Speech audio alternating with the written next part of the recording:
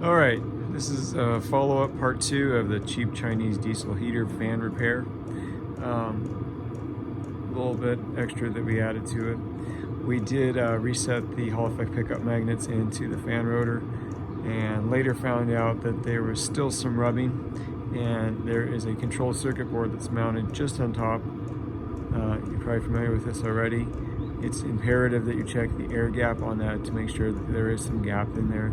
Rotate the fan. It seems like with these cheap heaters, the fan is not always consistent as it spins and stuff, but be careful. You don't want to change the placement of the fan blade too much, because it goes straight through the electric motor to the combustion chamber fan, and if your heater, like mine, is running without smoke, you may not want to change that. So take care and caution not to change anything if it ever had the chance. I don't know, but just take care. But anyway, the problem was it was rubbing on the control module board, and where it screws to the top of the heat exchanger,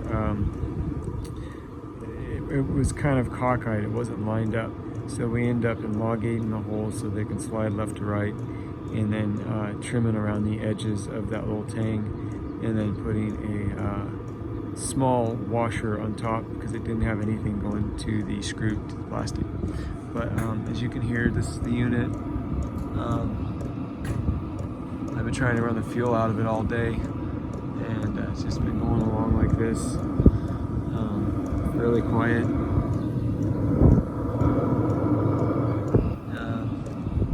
And all you hear is the fuel pump ticking,